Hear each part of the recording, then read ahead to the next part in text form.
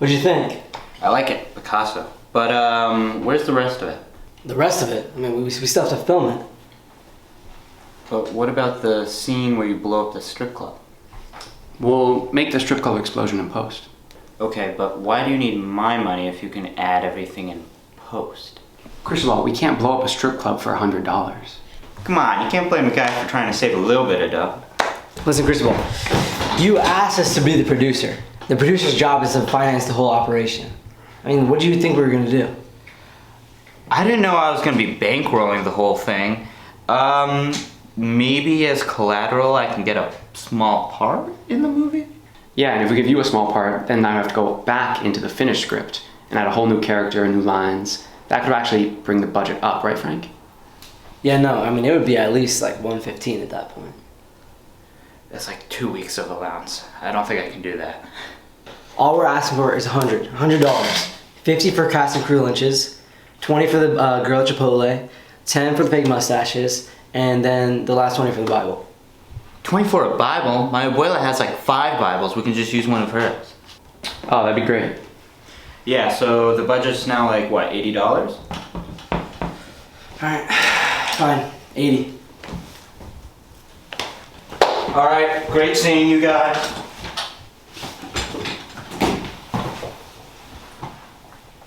Alright guys, I got a doctor's appointment. I woke up last night, this rat was nibbling at my toe and he started making love to it profusely. And it's starting to get like kind of gangrenous and like really gross and smells kind of like vodka. So I have to get going. I just gotta get checked out. Great seeing you guys. Thank you, Cristobal. See you. Oh yeah, by the way, I wanted to talk to you about the ending. What about it? It's good, I mean, I like it, but I think it could be better. How could it possibly be any better? Well, as we know, Barry and Chipotle girl, like, they run away at the end. But then Jay Stray Bullet goes and kills Chipotle girl. And then Barry goes and takes a knife and stabs himself. I mean, that is very dark. I don't know how our audience will react to that. The world isn't all sunshine and rainbows, Frank. It's the people die. It's the harsh reality of life. Yeah, but it just feels very random. It doesn't really like work in. I think it would just be better if they like ran away and lived happily ever after or something like that. It would be a better tone for the movie. And I think that's what our audience would prefer. We're beyond our audience now. This is NYU material. They'll accept us for it, but only if it's true to life. All right, fine. It's a good ending. We'll go with it. Can I come in? Oh shit, Genevieve. How'd you get in here? Our interview for the school's newspaper was supposed to start 20 minutes ago. So, how'd you get in? I arrived just as Cristobal was leaving. He held the door open for me. You were supposed to text me when you came here. Oh, sorry. Where's a good place to interview you guys? So what's it called? Well, It's called The Heist. Alan, you know what? Why don't you head upstairs and prep for tomorrow? I can handle the rest of the interview. Okay.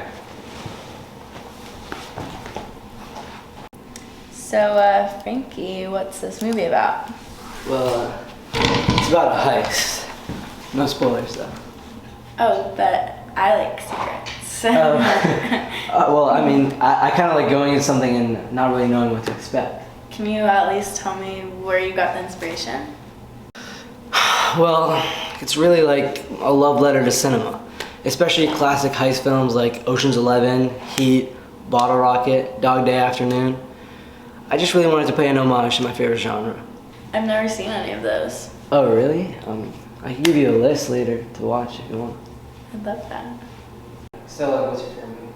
I actually don't like movies.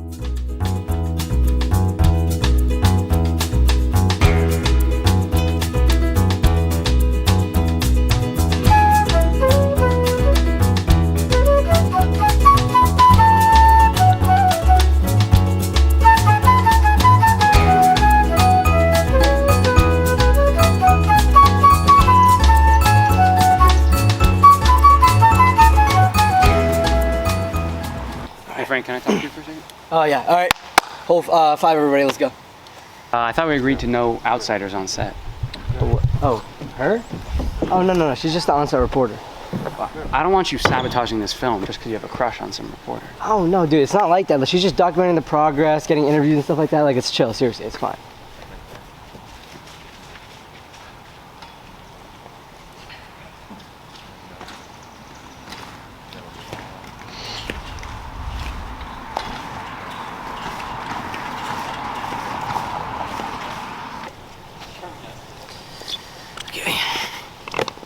What happened?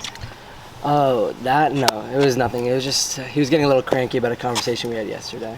Do you mind telling me a little bit about the conversation? Yeah, sure. So, I had pitched an alternate ending for our movie because I just noted that the one that Alan had written, it was just a little dark and I didn't really think our audience would like it.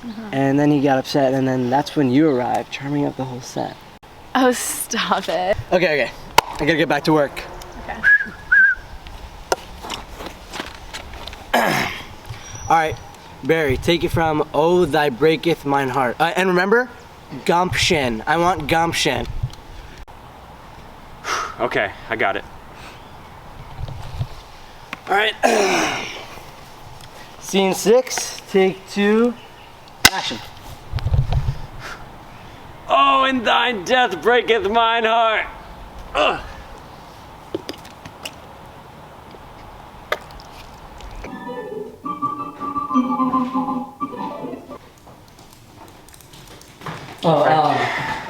Sorry about earlier. Just come and check this out. I want to show you something. Is everyone out of the building? Do it.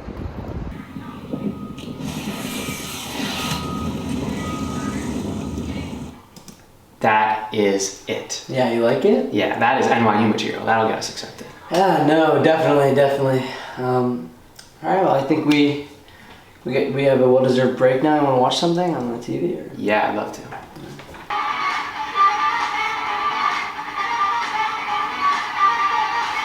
Hey, quick question. Yeah. I was looking at that NYU Tisch application, and on it said that you can only submit a movie that you both wrote and directed. So I'm just thinking about for the heist, only one of us can actually submit that. Okay. You know what?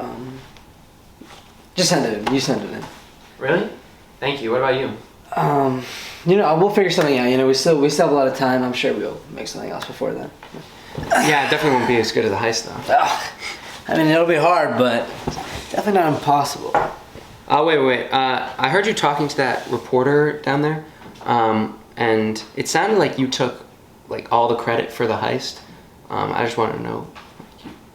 No, dude, no. I don't even know what I'm saying half the time when I'm talking to a girl. You know what I mean? It was nothing like that. I was just I don't know. I was just trying to sound cool. It's nothing like that. Okay. Just make sure I get credit though. Yeah. I'll make sure to credit you. I put a lot of work into those scripts. Yeah, dude, I get it. Okay, I got you. Don't worry about it.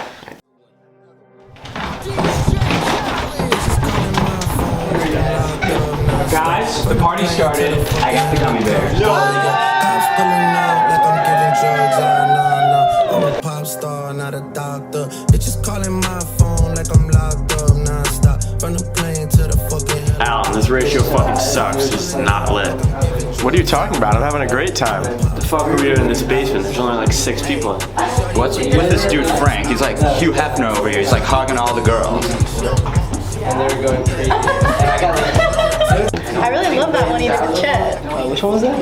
It's the one where he's the retired CIA agent, but then his daughter gets kidnapped. Yeah. Oh, okay. Yeah, if you like that one, I mean, you're really gonna love this next one. It's about a heist. Yeah, pretty sick. Do our own parkour and everything. Yeah, it's gonna be nice. I know. Where do you come up with this stuff? You're like a genius. I don't know. Inspiration just kind of strikes whenever, just from my life and stuff like that. Frank. Oh, can I talk to you for a second? Oh yeah, sure. Whatever. Hey, ladies, I'll be back myself. Frank, what are you doing? What do you mean? You're taking all the credit for the heist. It's just like what you did with the reporter. Dude, you know what it's like, dude. I'm just talking to some girls. I don't even know what I'm like. Check these out! Oh my god, he has leg muscles like a horse! I don't know what that was. What were we talking about? You're taking all the credit. Oh, dude. I'm just trying to impress these ladies over here. Like, you know what it's like. I mean, I just don't think it's fair. I do more work on these movies than you, and you're taking all the credit. No need to be hostile. I mean, you're in the credits just like me. You definitely know that you did it. You know people don't pay attention to the credits, Frank. All right, here. How about this? Next movie in bold, written by Alan Purrington. Promise. You don't need to do that. Just don't forget about me. I put a lot of work into these scripts. All right. Seriously, my bad. I'm sorry, but I'm just gonna go back to my friends over there. All right. Talk to you later.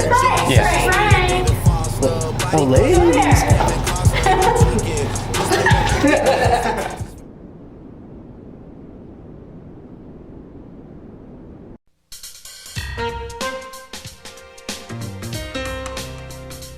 Frank Golo is the Academy Award nominated filmmaker behind the critically acclaimed films Minion, Groupocalypse, and Top Gun 3: New Class.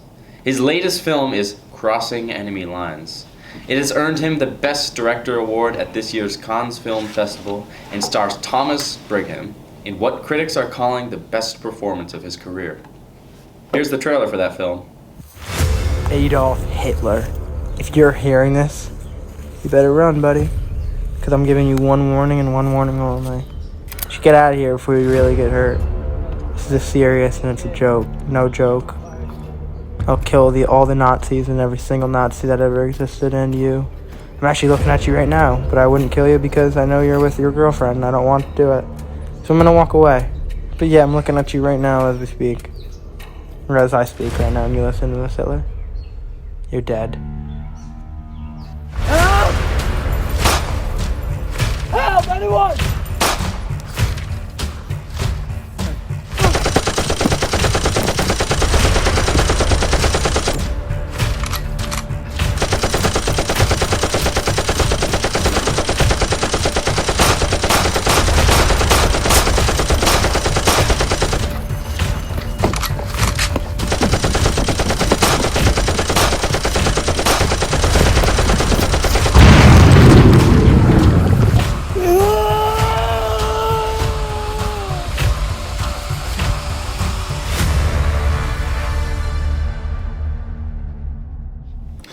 I am pleased to welcome Frank Golo to this table to talk about that movie and many other things. Thank you for having me. Thank you for having me.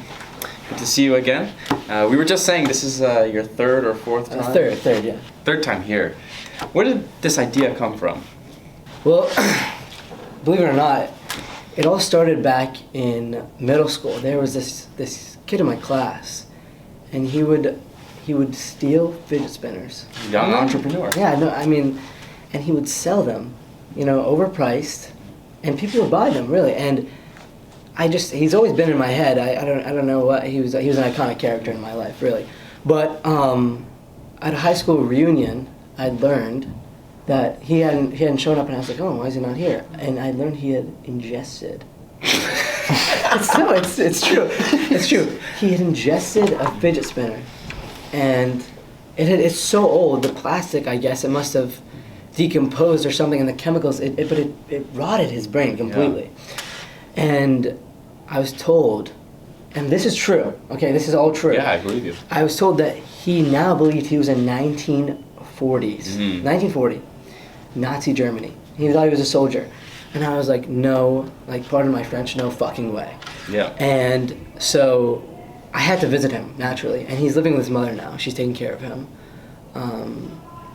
And he did. He believed it. And I was like, I felt something in my heart then. When I visited him, and I was like, I have to write. I have to write about this.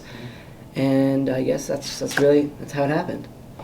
What made you want to work with Tom? I know he's more known for his comedic and more offensive roles. Yeah, I mean, really, the main impetus was wanting to write something for Tom. There was a lot of chunks and ideas and some notions and that kind of thing, but meeting Tom was really the trigger to get to work. Now, let me just get on with the notion. There's a notion through the grapevine that he's box office. Was that part of the reason that you hired him, or was there something else about him, a spark within him that you wanted to expose to the world? I mean, no, it was all box office. I've been trying to sell it.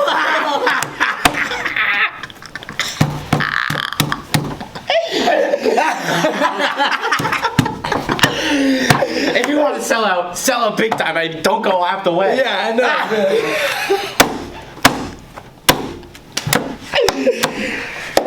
be serious though, I really did enjoy the film.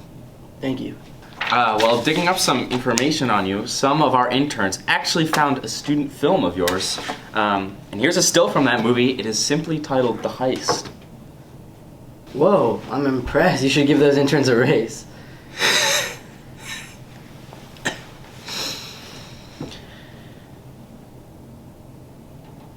Anyway, is it right that you made this film all by yourself? Yeah, I mean, I had a little bit of outside help, but no, yeah, just me. What the fuck? I can't believe this guy.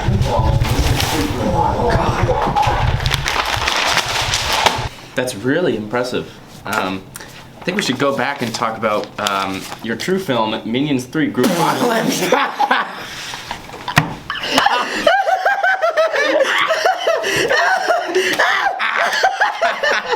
Where do you find these guys? Where do you, I mean, they must have picked you up. And they must have picked you up off the street.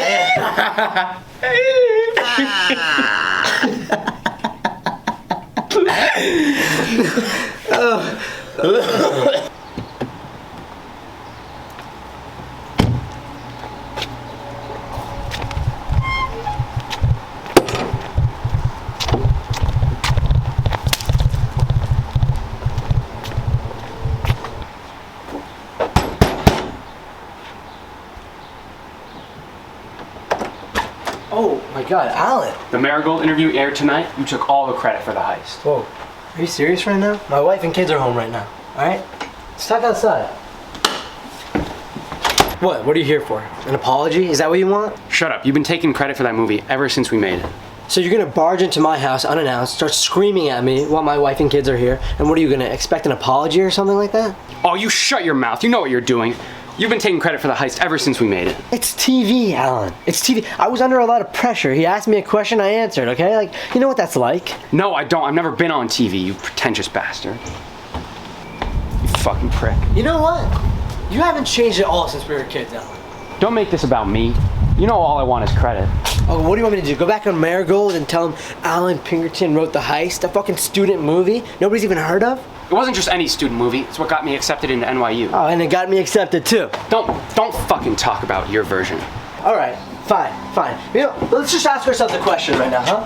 How many scripts have you sold lately, huh, Alan? Sell any lately? No, please, honestly, tell me. Fuck you.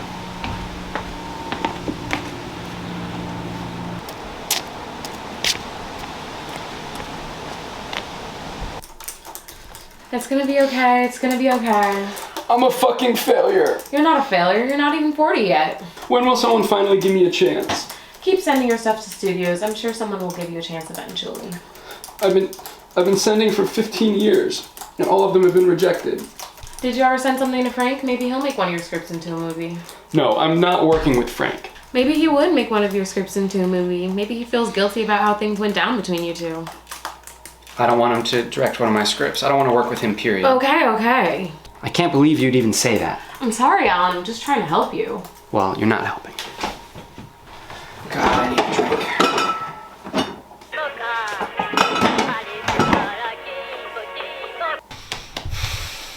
Alan. Oh, don't be like that. Listen, I'm sorry about earlier. I've been thinking about it. And that whole Marigold stuff, I was being an ass. I'm gonna be honest with you. Yeah, okay. I just, you know, I want to invite you over for dinner tonight. And you can bring your wife and kids. Oh, you have a wife and a girlfriend? Oh, okay, just a girlfriend? Okay. Alright, well, why don't you guys come over around, let's have a late dinner tonight. How about around 9? Okay, you know, I was thinking we could even discuss doing a project together. And you'll give me credit on this one? Okay, we can talk about it. Great, see you then. Alright, everybody, dinner is served. Put this over here. Just get a little bit for everyone right now. There we go. Sorry, it's a little all stuck together right now. I'm gonna squeeze past here. Could I get a little more? Let's just, how about you just start with that for now? Wow, that looks great. Thank you. So, Alan, you never introduced us to your wife. No, sweetheart. No ring here. Yeah, I mean, you should get on that, man. I mean, it looks like you're aging pretty quick over there. Don't you have a daughter, Frank? Yeah. She's at a friend's house right now. Just, having dinner with them. Well, I hope her friend treats her better than you treated me. What the hell? What's your deal? I invited you over for dinner. You know, I'm even trying to make amends right now, okay? I just wanted to talk tonight and just have some fun. I'm so sorry about him. Nina, stop. Oh, Nina, that is such a lovely name. Please stop. I know I don't know you, but I really need to get this off my chest. Why'd you want to make a movie with me? Honestly, I honestly think that you're a talented writer, Alan. If you thought I was a talented writer, you would have already worked with me. You don't deserve anything you've gotten. None of the money, none of the fame. You just got lucky with a roommate freshman year. You're mad that my college roommate had connections and I took advantage of them? I mean, you would have done the same exact thing if you were in my shoes. Oh, where the hell do you get off, Frank? You won an award for a film festival no one's even heard of. I've been waiting to tell you this for a long time. You are talentless. Talentless? You're just another film school failure. You're just another Tarantino wannabe. But you know, guess what? Tarantino didn't even go to film school. You always spit these useless facts about film directors who didn't go to film school or dropped out of film school. Yes, because you think that just because you got into Tisch, you're some kind of genius all of a sudden. You know what? You know who else didn't go or who dropped out of film school? Me, Alan. Me. Academy Award nominated director Francis Golo. I dropped out.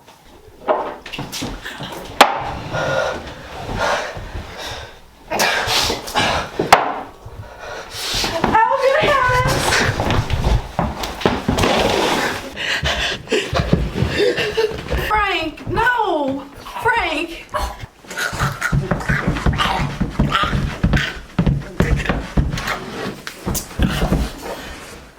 I just want you to apologize.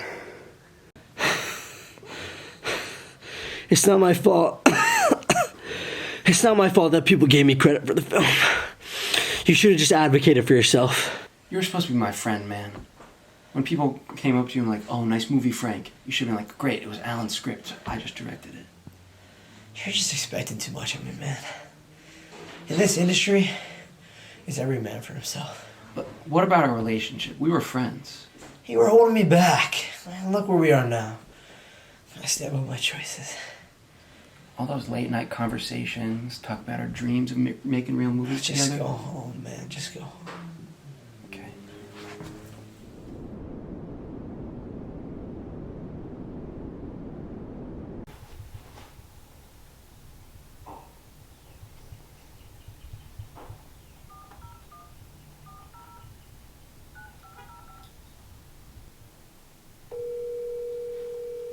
Hello, who is this?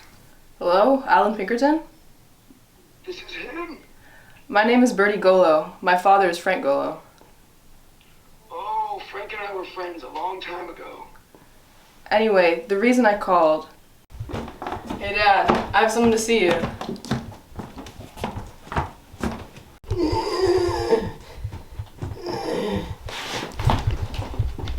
My dad is writing a memoir, or more like I'm writing it and he's telling me what to say. Don't be surprised if he doesn't talk much. He likes to save his strength for the memoir.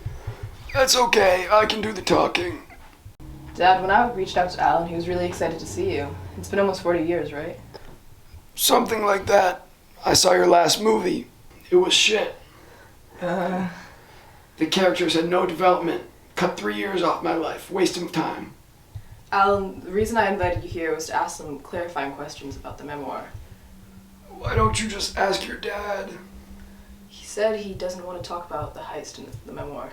You don't want the heist in your memoir! The movie that got you to where you are! What happened after you released the heist? Well, we both wanted to submit it to NYU for the application, but they needed a movie that only one person wrote and directed, and we agreed that I could release it. Is that how you remember it, Frank?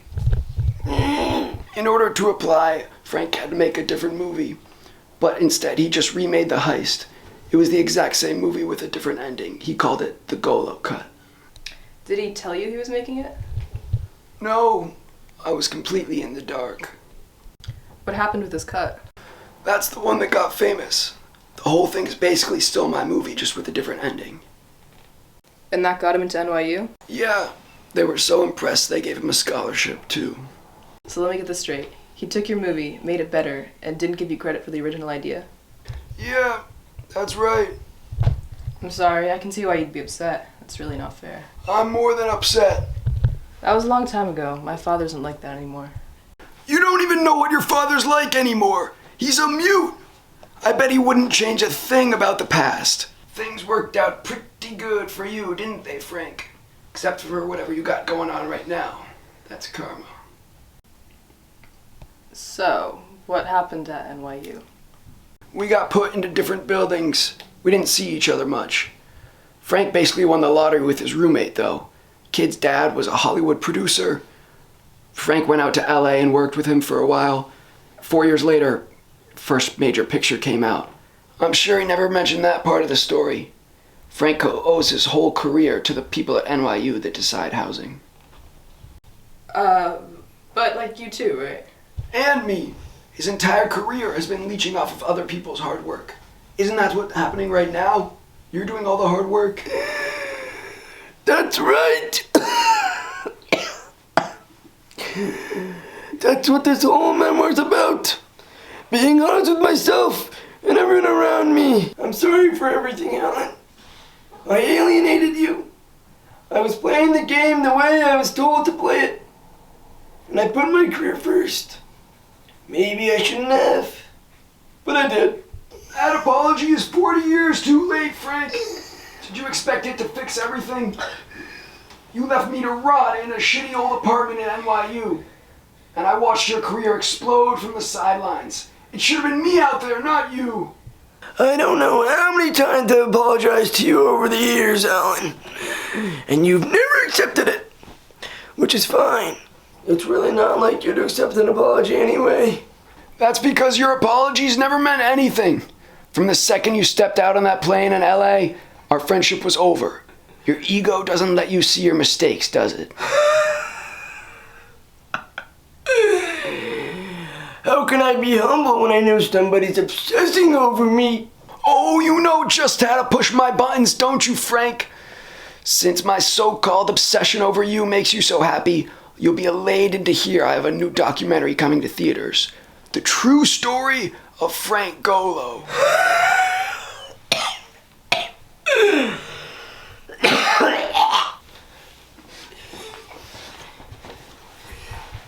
I'm gonna live to see you die, Frank, and then I'm gonna bury you. I'm gonna be cremated, Alan. I'm gonna destroy your reputation. Do it quick, the clock's ticking. Do you not care about your reputation? No, not really. I made a ton of movies, and people liked them. That's enough for me. But if it's fame and recognition that you want, Alan, just know it's not all that great.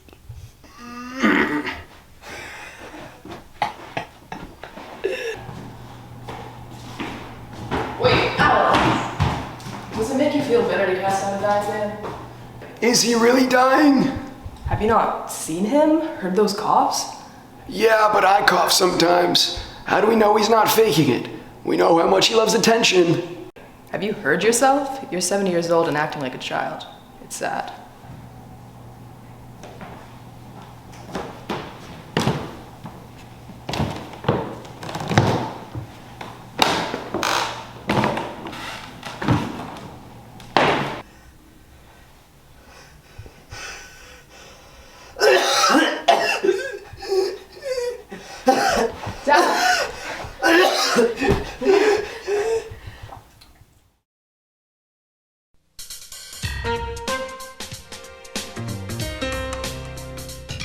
Welcome back to the show. In case you missed it, we just spoke to the two young men responsible for the viral video, Damn Daniel.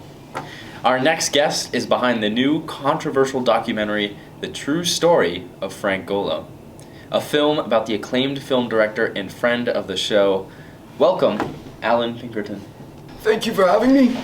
I gotta say, I love the toupee. Oh no, I can assure you this is real hair. Now, Alan, part of the criticism of your documentary is that it was released on the same day Frank Golo died. The documentary is quite slanderous. Some might say that's poor taste. Well, if the truth is slanderous, so be it. Be that as it may, Frank Golo was behind some of the most influential films of the 21st century. It's going to be hard to ruin their reputation. Well, my film is trying to ruin his own reputation. Okay, but even if you were successful... Was I not successful? In my opinion, no. If you had been successful in portraying Frank as a terrible person, don't you think many people would just separate the art from the artist? As they've done with Woody Allen or Roman Polanski. That's up to them. I just want people to know what Frank did to me. Does Frank's actions toward you undo all the good he's done? He donated millions to St. Jude Cancer Research Hospital. You saw him freak out at that production assistant. He said terrible things. And here's the clip.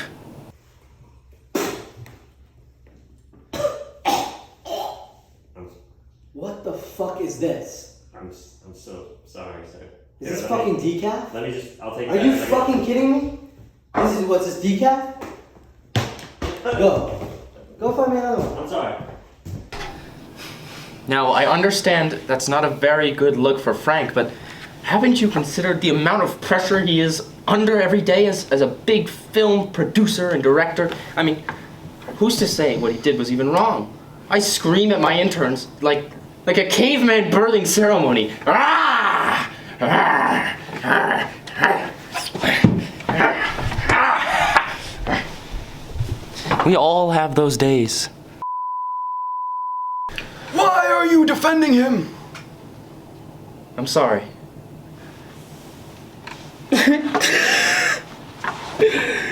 Frank was a friend of mine, and he's not here to defend himself. It's just not. I didn't mean to release it on the day he died. It was just a coincidence. It's what the studio wanted. We have callers who would like to ask you some questions, Alan. Okay. Caller 1, you're on air. Yeah, hey Charlie, just calling, I'm a big fan of the show, always have been, always will be. Hey Alan, you jackass, why don't you drive your car off the fucking bridge on your way home from the studio tonight? Hey now, caller 1.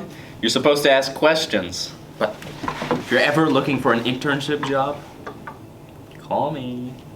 Caller Dose, you're on air. Hey, my name is Johnny Lewis, and I'm calling in from Montpelier, Vermont. My question is, why are you so petty, man? I mean, you've had your whole life to move on. If you were really serious about filmmaking, I think you would have made a movie or something by now. Well, I made this documentary. Documentaries don't really count. I mean like a real movie with like an actual written script.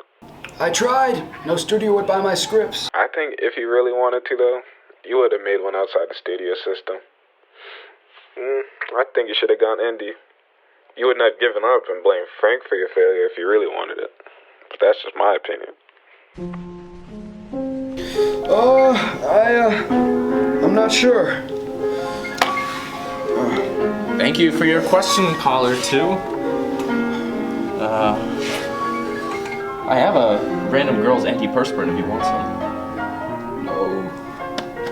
Caller 3, you're on air. Hi, I just watched the film last night, and my question is, was it worth it?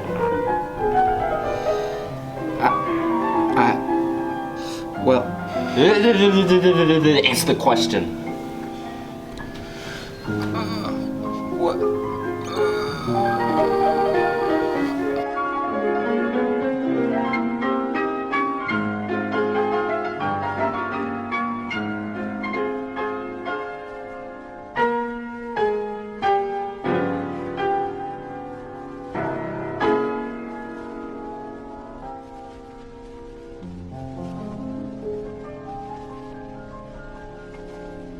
Τον καιρό που μ' αγαπούσες με ρωτάς ένα πρωί στην κουβέντα μας απάνω τι είναι άραγε η ζωή τότε γύρισα και σου